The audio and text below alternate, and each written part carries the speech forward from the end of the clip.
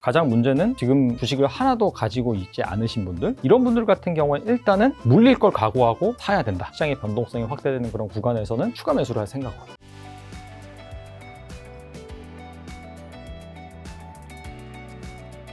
자, 달란트 투자의 이제 대표 진행자이시자, 그 다음에 또 대한민국 산업지도라는 책을 출간하신 이제 이래학 작가님에게 이제 증시 좀 여쭤보는 시간 가질까 하는데, 어제 검은 일요일이었지 않습니까? 블랙먼데이. 그래서 질문지를 새롭게 다 준비해서 다 보내드리고 이제 딱 촬영을 준비하는데 증시가 돌아왔더라고요. 그대로 돌아왔지만 여러분 잊지 마십시오. 내일 다시 돌아갈 수도 있습니다. 그것이 바로 K증시. 그래서 오늘 일단 증시 떨어진 이유랑 이 반등세 뭐 다 계속되는지 여쭤보려고 하는데, 코스피 5천선이 이제 무너지고 검은 월요일을 맞이했었는데, 이번 하락의 핵심 원인은 워시 쇼크. 실체는 뭐고 4개월 만에 매도 사이클가 발동될 정도로 시장이 요동친 이유는 뭘까요? 워시 쇼크라고 해서 사람 이름이죠. 차기 연준 의장으로 지목이 된 케빈 워시라고 이제 말씀을 드릴 수가 있고, 원래는 이 블랙락의 임원인 릭 라이더 이분이랑 경합이었고, 이 블랙락의 임원 같은 경우에는 시장에 상당히 친화적이다. 유동성을 시장이 원하는 대로 공급을 해줄 것이다라는 그런 기대감이 있었는데, 갑작스럽게 우리 둘이 퍼센테이지가 좀 비슷했거든요. 그러다가 이 케빈 워시로 전격 지명이 됐죠.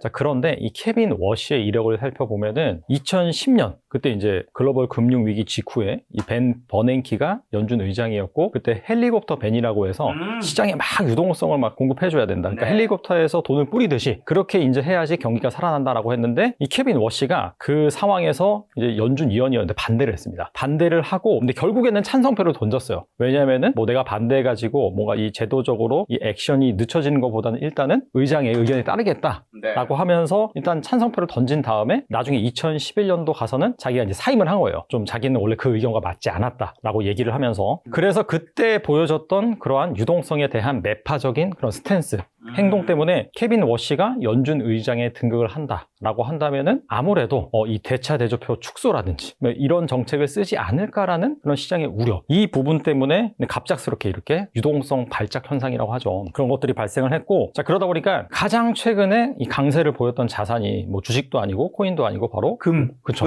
원자재 쪽이었습니다. 근데 그쪽에서 엄청나게 올랐었잖아요. 근데 거기에서도 CME 쪽에서 증거를 많이 올렸어요. 그래서 그런 부분도 같이 이렇게 콜라보레이션 되면서 유동성 발작 현상이 일어나면서 이제 급락을 했던 것이죠. 오늘은 여러분 다시 장이 오른 반등한 시점입니다. 한마디로 다시 원상 복귀됐습니다. 지금 코스피가 5,188이니까요. 어저께 근데 외국인 기관이 4조 넘는 매도 폭탄을 던질 때 개인이 5조 넘게 순매수했는데, 이 매수 기회로 보는 관점은 타당한가요? 예를 들면 오늘 하루로만 봤을 때는 타당해 보이지만 이게 일주일 뒤에는 다시 뭐 진짜 박살날 수도 있고, 어떻게 보세요? 사실 미래는 알 수 없죠. 미래는 알 수 없는데, 그래도 역사적으로 이제 통계학적으로 좀 살펴보면 우리나라에서 이제 그 매도 사이드카가 이제 발동을 하고 나서 얼마 후에 회복을 하냐, 그런 이제 통계를 내보면요, 평균 20 며칠이에요. 21점 며칠인가 그럴 거예요 아마. 그 정도 되면은 다 회복을 합니다. 일단은 이전 수치를 회복을 해요. 물론 그러고 나서 이 대세 상승이 오냐 뭐 어떻게 되냐는 다른 얘기긴 하지만은 뭐 이를테면 이제 2008년도 글로벌 금융위기 당시에도 당연히 그때 이제 매도 사이드카 많이 발동을 했었고, 그때도 한 20 며칠 이후에는 회복을 했어요. 회복을 하고 나서 더 떨어졌죠. 그리고 저희 그 2024년인가요? 엔캐리 트레이드 쇼크라고 해서 그때도 아마 블랙 먼데이인가 뭐 했었거든요. 맞아. 하루에 코스피가 12% 폭락했습니다. 그때. 코스피 12%? 12% 폭락했어요. 그 당일날. 그때도 며칠 후에 다 회복은 했어요. 회복은 했는데 뭐 아시다시피 작년 말에 이제 우리나라 계엄 쇼크 있었죠. 그때는 더 밑으로 내려갔습니다. 그래서 매도 사이드가 발동하고 지수가 폭락을 했을 때 이게 이제 추세적인 하락이냐 그걸 논외로 하고, 일단은 그런 단기적인 폭락 같은 경우에는 한 20 며칠 정도 평균이 지나면은 만회는 한다.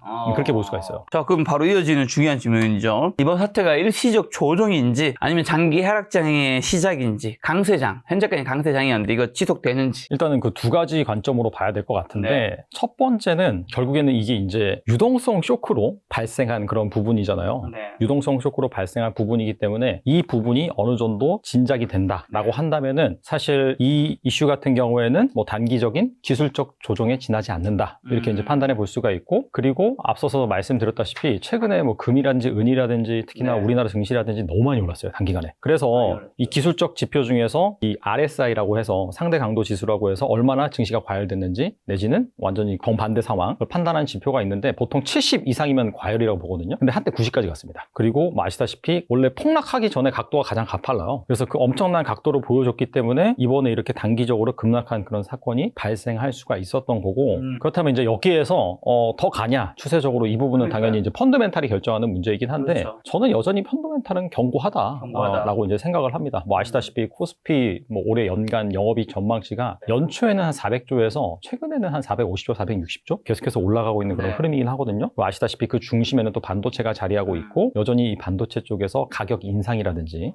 호재들이 계속해서 나오고 있기 때문에 제 생각에는 괜찮지 않을까. 만약에 이런 상황에서 뭐 혹시라도 제3의 전쟁이 발생한다든지 그런 블랙스완이 없지 않는 이상은 이번 하락 같은 경우에는 기술적 조정이 가능성이 높다. 그렇게 말씀드릴 수 있을 것 같네요. 앞으로 어쨌든 강세장이 더 간다라는 건데 혹시 어디까지 보시나요? 요즘에 이제 코스피 6천, 코스닥 3천 얘기 나오고 있잖아요. 코스피 5천을 대통령이 어쨌든 공약을 했고 결과론도 어쨌든 달성이 됐기 때문에 많은 사람들이 코스닥 3천 이것도 갈 것이라는 기대감이 요즘 좀 있는 것 같아요. 종목을 모르겠으면 코스닥 레버리지 지수 ETF를 사자. 3천은 좀 오바인 것 같고요. 제 생각에. 아. 지금은 사실 뭐 엄청 많이 올라서 1100 좀 넘었잖아요. 네. 3천까지 가려면 거의 뭐 2.56배? 뭐 이 정도 올라야 되는데 네. 그 힘들 것 같고 제 생각에는 이 코스닥의 상승세 역시 이 코스피 그 중에서 핵심인 반도체가 결정을 할 것이다. 네. 뭐 개인적으로 생각을 하고 있고 최근에 이제 외사에서도 6천도 뭐 어렵지 않다. 여전히 저평가다라는 얘기가 나오고 있어가지고 한 6천까지는 그 펀더멘탈적으로 계산을 해봤을 때 불가능한 수치는 아닌 것 같다. 뭐 이렇게 이제 말씀을 드릴 수가 있을 것 같고 이제 여기 사실 지수 전망이 제가 봤을 때 가장 좀 쓸데없는 것 같아요. 뭐 6천, 7천, 8천 갈 것이다. 뭐 말은 할 수 있는데 그렇죠. 뭐 사실 맞췄다 하더라도 제가 봤을 때는 좀 얻어 걸린 가능성이 좀 있고 그다음에 연말 연초에 보면 항상 증권사에서 그 전망하잖아요. 밴드 내잖아요. 최하단은 얼마고 최상단은 얼마고 요번에도 아마 작년 말에 봤을 때 5천 이상 강하게 부른 데는 거의 없었던 걸로 알고 있거든요. 거의 한 5천이 거의 한 상한선이었는데 뭐 아시다시피 지금 한 달도 안 돼서 맞아요. 코스피가 한 1월 20 며칠인가요? 그때 5천 돌파했잖아요. 맞아요. 1월달에 4,200에서 시작했던 것 같아요. 맞아요. 한 번도 안 쉬고 달려왔는데 그렇게 5천 돌파하니까 모든 증권사가 다 밴드 상향 조정을 다 했어요. 올렸어요. 그러니까 제 생각에는 굳이 이 밴드 전망은 별 무의미하다. 굳이 안 믿으셔도 된다라고 말씀을 드리고 저는 그보다 더 중요한 거 말씀드리자면은 그러면 이제 고점 그런 상황에서는 어떤 시그널이 나오느냐 뭐 여러 가지 부분이 있긴 하지만은 네. 일단 지금은 이 반도체 여기가 이제 대장주로 해서 끌고 네. 가는 그런 장세다 보니까 이 반도체 주식들의 컨센서스가 상당히 중요하거든요. 근데 이게 비트코인 예를 들자면은 비트코인이 나오고 나서 얼마 이제 대중적인 그런 자산이 아닐 때는 네. 사실 대부분 다 사기라고 생각하고 안 믿고 그거 이제 갖다 버리라고 하고 이제 그런 말 많이 하지만은 비트코인 지금 1억 1,700만 원이네. 진짜 빠졌어요. 많이 빠졌다. 많이 빠졌습니다. 왜 이렇게 혼자 많이 빠진지 잘 모르긴 하겠는데 아무튼 간에 자산이 성숙하면 성숙할수록 이제 상승률은 둔화되고 반대로 이제 그걸 믿는 사람 많아지죠. 이것도 마찬가지예요. 이 반도체 컨센서스가 앞으로 계속해서 이제 상향 조정되는 그런 흐름이 나오는 과정에서 컨센서스 뭐 예를 들어서 하이닉스가 100조 원 낼 거다, 뭐 120조 낼 거다, 아니다 110조 낼 거다, 130조 낼 거다. 지금은 약간 이렇게 다이버전스, 애널리스트들의 컨센서스가 좀 약간 중구난방이거든요. 근데 어느 순간에는 약간 모아지는 시점이 있을 거예요. 그러니까 모두가 약간 같은 방향으로 점점 수렴을 한다. 근데 그러면 아마 상승 탄력이 좀 둔화가 될 수 있고, 그렇다면 이제 더 이상 컨센서스 상향 조정은 없나? 라는 그런 시그널이 나올 수 있고, 그러면 좀 시장이 의심을 하겠죠. 그 전까지는 달려갈 것 같아요. 그런 상황이 오면은 그때 가서 좀 생각해보자. 네네. 그럼 혹시나 어쨌든 월요일, 화요일 변동성이 되게 심하니까 이 단기적인 변동성 확대 마무리되는 시점 판단할 수 있는 핵심 지표나 신호, 워시 쇼크가 뭐 끝났다라는 걸 알 수 있는 뭐 그런 건 있나요? 그러니까 워시 쇼크 같은 경우에는 일단 오늘 장만 보면 오늘 끝났나라는 생각이 들 수도 있는데 근데 오늘 장이 사실은 워시 쇼크가 끝났다고 볼 수도 있지만 데드캣 파운드처럼 너무 많이 떨어졌기 때문에 그냥 매수세가 들어온 거일 수도 있고. 제가 뭐 과거 통계도 말씀드렸다시피 네. 매도 사이트가 발생하고 나서 20 며칠이면 만회한다라고 했는데 그 위엔 더 빠질 수도 있거든요. 그러니까. 그러니까 그게 이제 워시 쇼크가 완벽하게 해결되지 않으면은 그런 현상이 발생할 수가 있는 거죠. 그래서 일단은 뭐 5월 가봐야죠, 사실. 5월 정도 가봐서 실제 이제 연준 의장이 교체가 되고 또 뭐 연설하고 본인의 스탠스에 대해서 좀 더 정확히 밝히겠죠. 그 정도까지는 어느 정도 그 불확실성이 좀 반영이 돼 있을 것 같고 그 다음에 이제 이 워시 쇼크를 좀 더 좀 디테일하게 이 매크로 관점에서 살펴보면은 결국에는 이 대차 대조표를 축소를 해서 그 얘긴 쉽게 말하면은 연준이 채권을 안 사주는 거거든요. 그럼 채권 금리가 오르잖아요. 그래서 그 증시에서 가장 좀 두렵게 생각하는 게 그냥 단기채 말고 장기채 채권 금리가 오른 거거든요. 왜냐면 그 케빈 어시 같은 경우에도 금리는 내린다고 했어요. 왜냐면 트럼프 대통령이 이 파월을 계속해서 지금 압박하고 그렇죠. 못 사게 굴고 하는 게 내 말 안 듣고 금리 안 내린다 이거거든요. 그렇죠. 무조건 내려야 되는데. 서로 합의됐으니까 지명했겠지. 그렇죠. 이거는 무조건 금리는 내리는 거는 네. 의심할 여지가 없는 것 같은데 대신에 유동성을 내가 축소하겠다. 근데 이제 금리를 내리면은 유동성을 축소해도 어차피 단기채 금리 같은 경우에는 기준금리 기준금리에 연동이 되기 때문에 여기는 내려갈 거예요. 근데 문제는 채권을 연준에서 안 사주면은 장기채 금리가 튄단 말이죠. 그래서 이 금리 추이를 잘 보셔야 된다라는 그런 부분이 핵심인 것 같고, 그와 동시에 이 CPI라든지 이 물가 지표 있잖아요. 그게 또 장기채 금리와 또 민감하게 반응한 지표이기 때문에 그 부분도 잘 보셔야 된다. 앞으로 이제 CPI라든지 그런 생산과 물가 지수라든지 아니면 소비자 물가 지수 나올 때 잘 보셔야 되고, 저는 근데 그렇게 생각을 해요. 아무리 케빈 워시가 한 십몇 년 전에 그런 스탠스를 보였다 하더라도 우리가 작년 4월에 그 트럼프 대통령의 관세 전쟁 취임하자마자 뭐 상호 관세 얘기를 하면서 관세 폭탄을 던지니까 그때 글로벌 자산시장 완전 폭락했거든요. 우리나라 증시 같은 경우에도 이 계엄 쇼크를 벗어나서 한 2600, 한 2700 정도 가려다가 다시 2200까지 왔어요. 아마 미국 그때 나스닥 같은 경우에도 20% 넘게 빠졌을 거예요. 근데 그때 트럼프 대통령이 주식시장이 빠짐에도 불구하고 계속해서 밀어붙였다가 결국에는 항복을 한 그런 시그널인데, 그게 뭐냐면 바로 채권 가격 폭락입니다. 그때 이제 채권 가격 폭락하면서 장기채 금리가 확 튀니까 그때는 한 발 물러섰거든요. 그래서 이런 것들을 감안한다라고 한다면은 혹시라도 이 케빈 워시가 이 대차 대조표 축소로 인해서 뭔가 장기채 금리가 확 튀는 현상이 나온다? 그럼 발작 현상이 나오면은 아무래도 트럼프 대통령이 나서가지고 야 그렇게 하지 마 라고 그렇게 말을 하지 않을까 생각을 합니다. 자, 그리고 또 사상 최초 한국 거래소와 넥스트레이드 합산 5조 원의 역대급 자금이 유입된 게 향후 증시 반등의 에너지가 될 수 있는 걸까요? 오늘 바로 보여줬죠. 간밤에 미국 시장 폭락 안 했네? 여기 올랐네? 그럼 이제 사는 거예요. 지금 보면은 예탁금이 약 한 100조 정도 되거든요. 와, 진짜 많아졌네요. 그러니까 우리가 코로나 당시에 예탁금이 정말 많았다라고 했을 때가 제 기억에 70조? 70조. 네, 맞아요. 근데 물론 그때보다 지금이 돈이 더 많이 풀렸고, 그렇죠. 풀린 만큼 인플레이션이 발생했고 자산 가격이 올렸으니까 그때 돈과 비교해서 이 100조 원이 정말 엄청나게 많다라는 건 아니지만은, 그럼에도 불구하고 상징적인 이 100조 원의 대기 자금이 지금 몰렸다는 거고, 뭐 부동산 쪽 인터뷰도 많이 하시니까 잘 아시겠지만은 부동산 쪽은 지금 유동성이 어떻게 들어갈 수가 없어요. 대출 규제가 워낙 심하다 보니까 이 주식 쪽으로 오는 거죠, 일단은. 그리고 저는 이거 되게 중요하다고 생각하는데, 사실 이거는 뭐 정치 성향을 떠나가지고 일단은 정부가 보여줬잖아요. 5천 달성하는 거를. 그렇죠. 공약으로 내세웠는데 사실 이 대통령 선거 전만 하더라도 대부분 약간 콧방귀를 꼈을 거예요, 일반적으로. 근데 실제 5천이 되는 걸 보여줬고, 이게 뭐 100% 정부의 노력으로 된 건 절대 아니지만은, 당연히 이제 반도체라는 그게 훨씬 더 크지만은 어쨌거나 지금 그걸 보여줬고, 그러다 보니까 이 시장에서 존재하는 투자자들이 믿기 시작한 거죠.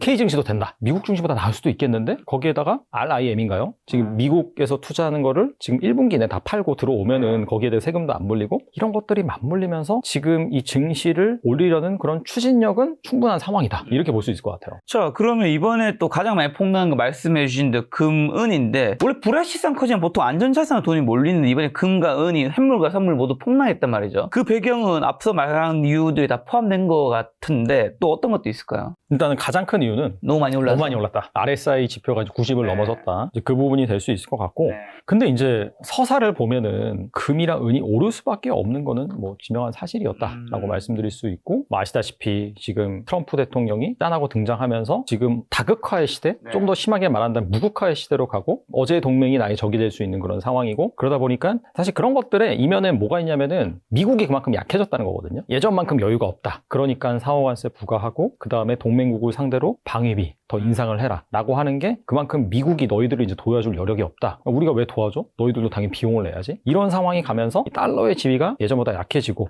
그러면서 미국 채권을 다른 나라들이 많이 보유를 하고 있는데 예전만큼 그렇게 미국이 강할 것 같지 않은데, 그런 컨센서스가 형성되면서 그럼 금으로 갈아타자 라고 해서, 사실 수년 전부터 한 2019년 그때부터 미국채 줄이는 움직임, 특히나 이제 중국 중심으로 나타났죠. 그러면서 각국의 중앙은행들이 이제 금을 사모았습니다. 이제 이런 부분이 엮이다가 이런 스토리가 이제 대서사로 된 거죠, 어떻게 본다면은. 그러면서 이제 개인들도 막 이 시장에 뛰어들고 하면서 지금의 이 금이랑 은 가격의 상승이 이루어졌다라는 그런 부분이고, 또 예전에 그 1980년대인가요? 70년대인가요? 그때 헌트 형제 사건 있었잖아요. 그게 이제 그 형제들이 은 가격을 조작을 한 거거든요. 실제로 매점 매석을 해가지고 그런 이슈가 있었는데, 그때랑 지금이랑 완전 다른 게, 그거는 한마디로 그냥 개인 재벌 두 명이 이렇게 관여를 해서 조작을 한 거고, 이거는 조작은 아니죠. 조작은 아닌데 추세적으로 세계 각국이 중앙은행들이 이 달러의 지위가 약화되는 걸 보고 금을 대체 자산으로 선택을 하면서 수년 전부터 추세적으로 많이 사고 있는 그런 흐름이기 때문에, 제 생각에 이번에 폭락해가지고 이제 뭐 완전히 소강 상태가 된다라기보다도 앞으로도 계속해서 사모으는 흐름은 지속되지 않을까.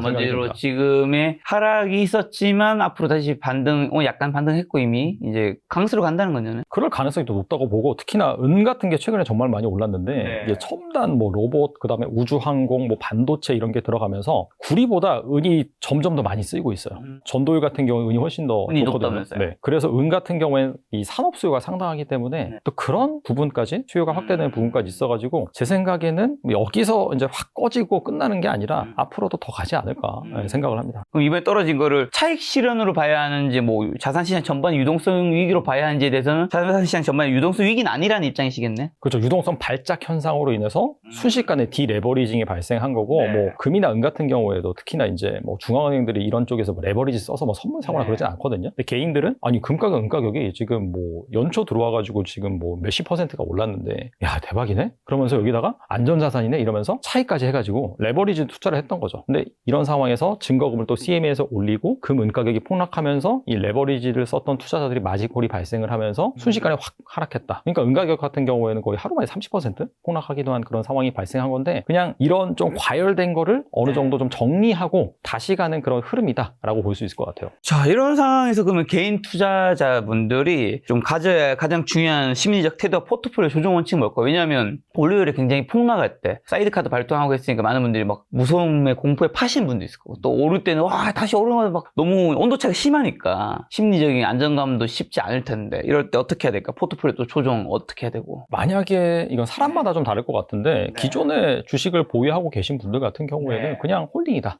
네, 그냥 뭐 폭락을 하든 아니면 상승을 하든 뭐 홀딩을 하고 그다음에 만약 현금이 많다라고 한다면은 어제 같은 그런 유동성 발작으로 인한 폭락장은 좋은 매수 기회가 될 수 있다라고 이제 볼 수가 있을 것 같고 가장 문제는 지금 주식을 하나도 가지고 있지 않으신 분들 이런 분들 같은 경우는 일단은 물릴 걸 각오하고 사야 된다. 굳이 사신다고 한다면은 그리고 이렇게 뭐 유동성 발작이라든지 시장의 변동성이 확대되는 그런 구간에서는 추가 매수를 할 생각으로 그렇게 이제 접근을 하시면 좋지 않을까. 자, 그럼 일부 영상의 마지막에서 그냥 재미로 하나 질문 좀 드려보면 아까 이제 코스피 지수 전망 같은 거는 좀 별로 의미가 없다 이렇게 얘기해 주셨잖아요. 하지만 이제 또 유튜브 채널 달란트 투자를 운영하시잖아요. 그런 질문 어쨌든 하잖아요. 하죠. 네. 저는 이제 사실 주식의 비전문가지만 또 이래학 작가님은 주식 쪽에 좀 전문가로 활동하시면 이런 책도 출간하시니까 물어볼 때 어떤 마음으로 물어보세요? 그런 전망이 의미가 없다고 하는데 안 물어보진 않을 거잖아요. 주식의 3대 질문은 사실은 심플해 정리하면 이거거든. 지금 시장 어디까지 가요? 떨어져요? 올라요? 그 다음에 유망 섹터 어디예요? 그래서 뭐 사야 돼요? 맞아. 나머지는 다 여기에 들어가는 이제 세부 질문인 거고 어떤 마음으로 물어보는지 궁금해서요. 저는 그냥 물어보면 6천 정도 간다고 말하려고 했는데 그 물어보는 거 아니 그러니까 그게 의미가 없다고 아까 이제 하셔서 근데 근데 그거는 잘 아시겠지만은 사람들이 궁금해하니까 궁금해하니까 물어보는 거죠 사실. 또 뭐 사실은 매크로를 이제 다 종합한 게 어떻게 보면 전망이라는 거니까 그게 뭐 틀릴 수도 있지만 안 들어볼 수는 없는 거니까. 맞아요. 알면서도 저거 안 맞아 하고 알면서도 궁금한 거예요. 그러니까 사실 증권가에서도 연말이나 연초에 지수 밴드 전망을 내놓는 게 본인들도 이거 안 맞을 거 잘 알 거예요. 그렇죠. 근데 원하니까 시장에서 원하니까 이렇게 제시를 해주는 거고 저희도 사실 원하니까 질문을 해서 컨텐츠를 만드는 거예요. 네.